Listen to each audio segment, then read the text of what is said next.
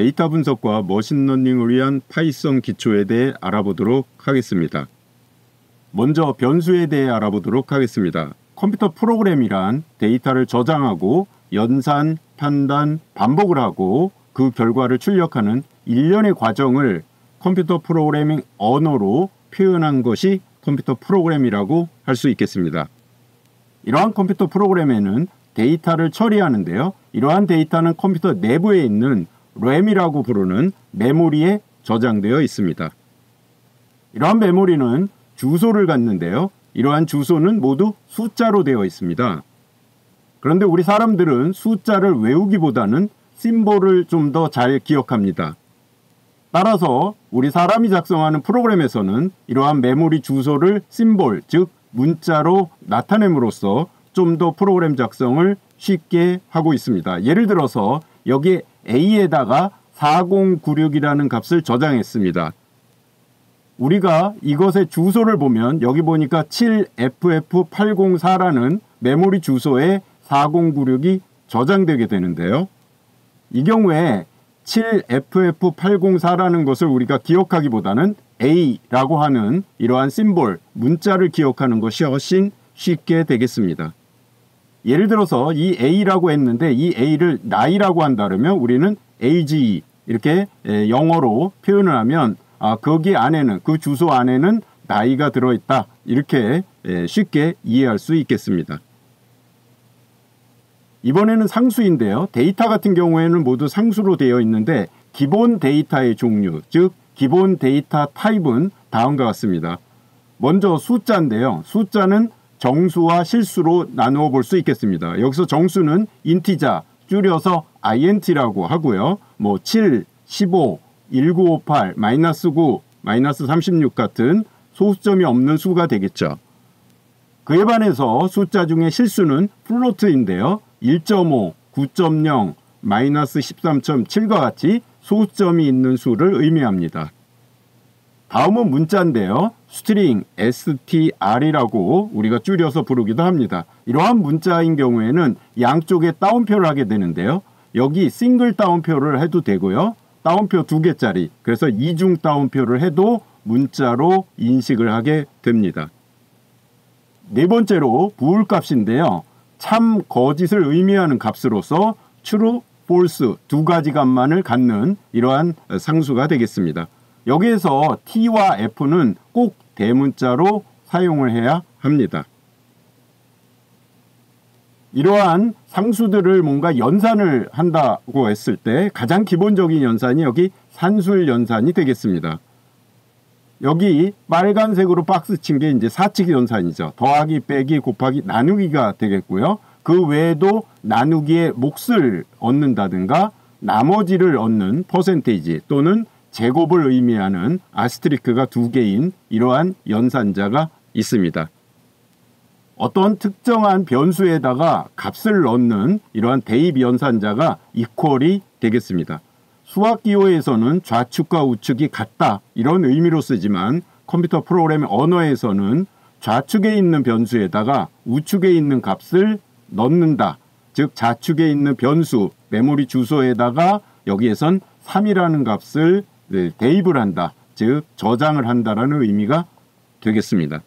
산술 연산자 외에도 논리 연산자, 대입 연산자, 연산자가 굉장히 많은데요. 여기서는 산술 연산자만 알아보았습니다. 우리가 지금 간단하게 하나의 어떤 변수에다가 하나의 값을 저장하기도 하지만 여러 개의 값을, 즉 묶음 데이터를 하나의 변수에 저장할 수도 있습니다. 파이썬에서는 여러 개의 데이터를 하나로 묶는, 즉 데이터 타입, 묶는 데이터 타입 같은 경우에 4가지를 기본적으로 지원하는데요. 가장 많이 사용하는 것이 리스트와 딕셔너리가 되겠습니다. 리스트인 경우에는 이렇게 대괄호를 써서 여러 개의 데이터를 묶어주는데요. 그 안에는 다양한, 우리가 앞에서 살펴봤던 여러 가지 다양한 종류의 상수들이 들어갈 수 있겠습니다. 여기서는 60, 이렇게 하면 이건 정수가 되겠죠. 70.5, 이것은 실수가 되겠습니다. 50.2 실수, 90 정수, 이렇게 되겠죠. 여기에 문자가 들어가도 문제가 오겠고요. 부울값이 들어가도 가능하겠습니다. 다음에 묶음 데이터는 딕셔너리가 되겠는데 딕셔너리는 좀 모양이 특이합니다. 중괄호로 묶어져 있고요. 그 안에는 하나의 데이터는 키와 밸류, 키와 값의 쌍으로 이루어져 있습니다. 여기에서는 영어 점수가 60점, 70.5 이렇게 되겠고요. 수학 점수는 50점이 90점이다. 이러한 데이터를 묶어서 나타낸 것이 되겠습니다. 그 외에도 튜플이 소괄호로 나타내고요. 집합이 중괄호로 이렇게 나타나게 됩니다. 간단하게 사용 방법을 여기 밑에 예시해 놨는데요. A라는 변수에 4개의 데이터가 들어가 있습니다. 그러면 이렇게 묶어져 있는 데이터에서 특정한 하나의 데이터를 우리는 가져오거나 거기다 어떤 값을 넣고 싶습니다. 그러면 그것을 지정할 수 있는 방법이 있겠죠. 우리는 그것을 인덱스라고 하는데요. A라는 요 변수의 첫 번째가 0부터 시작합니다. 그래서 A의 0번째에 있는 값을 출력해라. 이렇게 하면 60이 출력되겠고요. A에 있는 두 번째 값, 즉 1이 되겠죠. 그러면 70.5. A의 세 번째 값 2가 되겠죠. 50.2. A의 네 번째 값 3이 되겠죠. 그러면 90이 됩니다. 그러면 A의 다섯 번째, 즉 4를 찍어봐라. 그러면 현재 4는 없습니다. 따라서 범위를 넘어갔다는 레인지 에러가 발생하게 될 것입니다. 이런 식으로 리스트인 경우에 각각의 하나하나의 값을, 요소를 지정할 수 있는데요. 그럴 경우에 우리가 변수명에다가 괄호, 대괄호를 하고 그 안에 위치를 주게 됩니다. 즉 인덱스를 주게 되는데요. 0부터 일련적인 숫자를 주게 됩니다. 오른쪽에 보면 딕셔너리가 있는데요. 금방 설명했듯이 ENG 또 mass 이 두 개가 키값이 되겠고요. 이 키에 해당되는 이러한 값들을 갖게 됩니다. 이러한 딕셔너리 같은 경우에 우리가 위치를 지정할 때는 A하고 그 안에다가 키값을 넣으면 밸류를 가져오게 됩니다. 여기서는 A의 ENG 즉 영어 점수를 가져와라 했더니 60점, 70.5를 가져오게 했습니다. 다음에는 수학 점수를 가져와라. 그러면 A의 math가 되겠죠. 그러면 50점이 90을 가져오게 됩니다. 여기서 A의 0 이럴 경우에는 A의 0은 지금 키가 없죠. 그래서 키에라. A의 1도 키가 없습니다. 또는 A의 키 이런 것도 이 안에 없기 때문에 모두 키에라가 발생합니다. 이러한 묶음 데이터 같은 경우에 리스트에서 연산이 가능한데요. 연산에서 우리가 사칙 연산을 모두 가능하지 않고요. 더하기 같은 경우에 A와 B를 더하기 해라. 이럴 경우에는 결과가 이렇게 됩니다. 이럴 경우에는 덧셈의 의미가 아니라 연결의 의미가 되겠죠. 그래서 A와 B 요 두 개를 이렇게 연결해 주는, 그래서 하나로 이렇게 통합된 형태로 우리에게 되돌려주게 됩니다. 따라서 A에서 B를 빼라 이렇게 뺄셈은 에러가 발생하게 됩니다. 문자인 경우에도 연속적인 값인데요. A에 헬로가 있고 B에 월드가 있을 때 A 더하기 B를 해라 이럴 경우에는 연결의 의미가 되겠죠. 따라서 빼기나 나누기 곱하기는 에러가 됩니다. 이러한 묶음 데이터에서 더하기는 연결의 의미다 이렇게 알 수 있습니다. 다음으로는 함수에 대해 알아보도록 하겠습니다. 여기 나이가 있다고 가정을 하겠습니다. 그래서 age라는 변수에다가 19, 21, 25, 20, 22 이렇게 나이를 저장을 했습니다. 이 나이에서 합을 구하시오 이러한 문제가 있다고 했을 때 첫 번째 방법은 age의 0, 즉 첫 번째 19가 되겠죠. age의 1, 21이 될 것 같습니다. age의 2, 그러면 세 번째엔 25가 되겠고요. 이런 식으로 0부터 4까지 5명의 각각의 요소들을 지정해서 모두 다 더하면 합을 구할 수 있겠습니다. 만약에 여기 5명이니까 망정이지 100명이라고 했을 때는 이렇게 구하기는 어렵죠. 그래서 두 번째 방법으로는 for라는 반복문을 이용하게 됩니다. 이 경우에 여기 보면 for I in age 그런데 age에는 이렇게 5개의 데이터가 들어가 있죠. 반복을 하면서 19가 i에 들어가고요. 다음 한번 돌면 21이 또 i에 들어가서 각각의 요 값들이 TOT에 계속해서 누적이 됩니다. 그러면 결과를 우리가 얻을 수 있죠. 이렇게 두 번째 방법으로 일반적으로 많이 처리를 합니다. 그것보다 좀 더 나은 방법이 세 번째 방법인데요. 세 번째 방법 같은 경우에 내장함수가 있습니다. 즉 sum이라는 내장함수가 있는데요. 이 내장함수에다가 나이의 합을 구하라 라고 하면 합을 바로 구해줍니다. 우리가 따로 별도의 코딩을 할 필요 없이 이렇게 함수를 이용하면 좀 더 편안하게 또 빠르게 우리가 원하는 결과를 얻을 수 있습니다.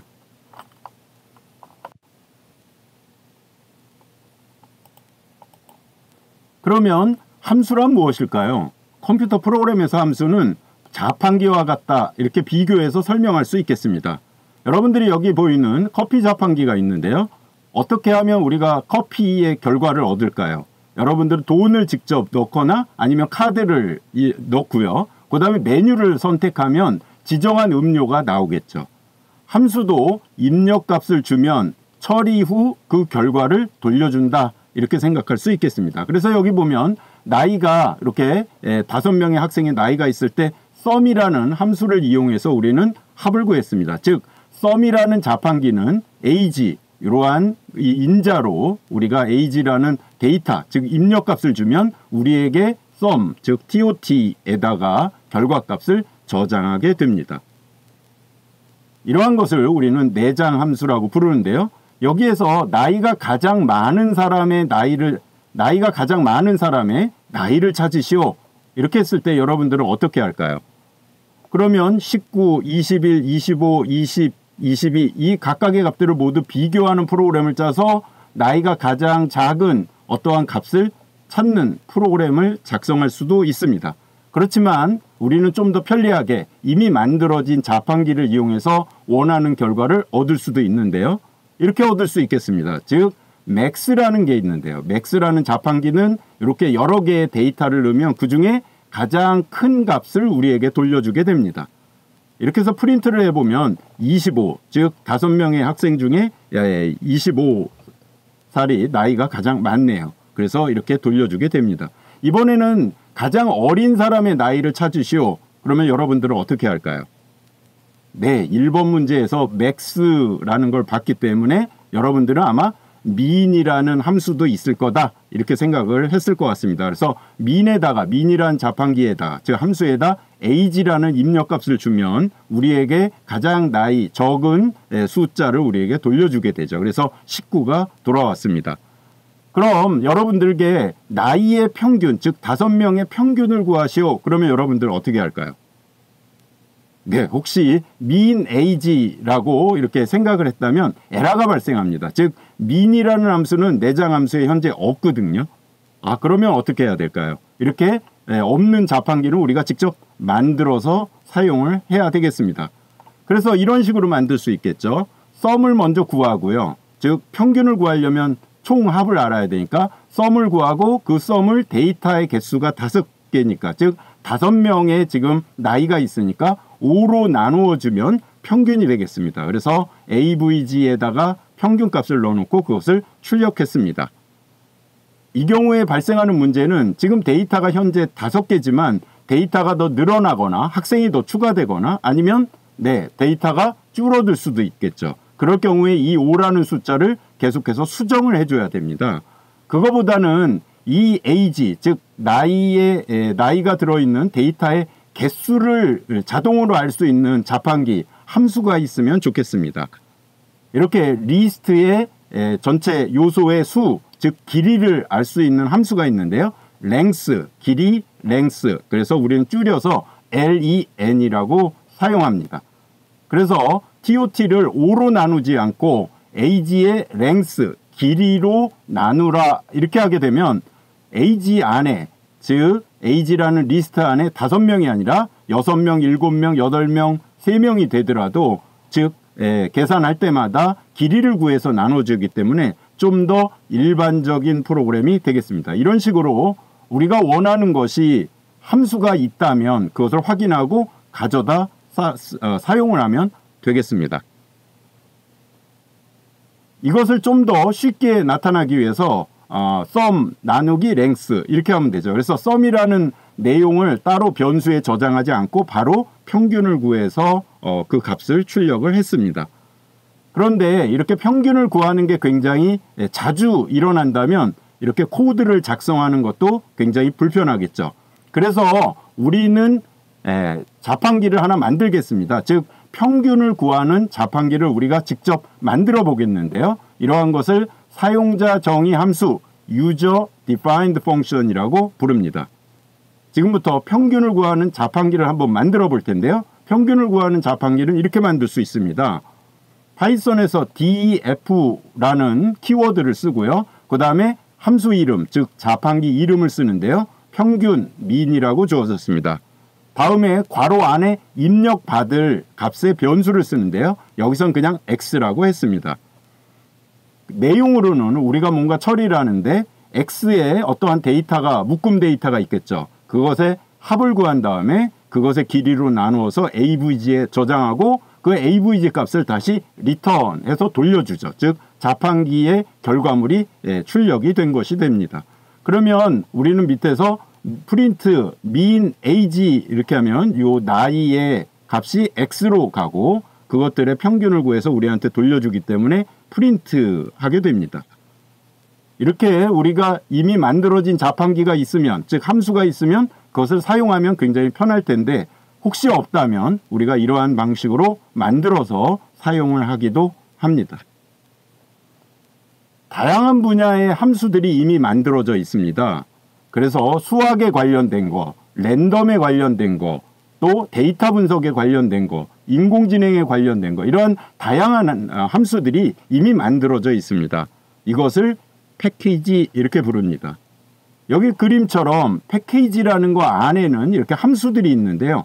그 함수들이 또 굉장히 많아서 비슷한 함수끼리 또 패키지 안에서 묶는 것을 모듈 이렇게 부릅니다. 따라서 패키지는 가장 큰 범위고요. 그 패키지 안에 모듈이 있고요. 모듈 안에 함수들이 있다 이렇게 보면 되겠습니다. 어떤 패키지는 크기가 작으면 패키지 안에 모듈이 없고 패키지 안에 바로 함수들이 이렇게 오른쪽 그림처럼 모아져 있는 경우도 있습니다. 이러한 패키지는 사용하기 전에 설치를 해야 되는데요. pip라는 명령으로 파이썬에서는 설치를 합니다. 이미 설치가 되어 있으면 불러오기를 하는데요. 그 패키지를 불러오는 것이 임포트가 되겠습니다. 여기 하단에 보면 패키지명, 모듈명, 함수명 이런 식으로 되어 있는데요. 여기 보면 scikit-learn이라는 패키지 안에 매트릭스라는 모듈을 임포트했고요. 거기 안에 accuracy score라는 함수를 호출을 하게 됩니다. 각각의 패키지명과 모듈명, 함수명은 모두 점으로 이어지게 됩니다. 그럼 어떤 패키지들을 우리는 앞으로 사용할까요? 여기 보면 3개의 패키지를 주로 사용할 텐데요. 판다스라는 데이터 분석 전용 패키지가 있습니다. 이 패키지를 이용하면 거의 모든 데이터 분석에 관련된 함수들이 이 안에 포함되어 있습니다. 다음으로는 시각화, 즉 그래프를 그리기 위해서는 매플로블이라는 패키지가 있고요. 인공지능, 머신러닝 분석을 위해서는 scikit-learn이라는 패키지가 있습니다. 이러한 패키지들은 외부 패키지이기 때문에 설치를 한 후에 그것을 임포트해서 사용하면 되겠습니다. 따라서 앞으로는 우리는 판다스나 매플로블이나 scikit-learn에 있는 이러한 함수들의 사용 방법을 배우면서 개념과 사용 방법을 배우면서 어떠한 우리가 원하는 결과물을 만들어낼 수 있는 것이 되겠습니다. 이것으로 데이터 분석과 머신러닝을 위한 파이썬 기초를 알아보았습니다.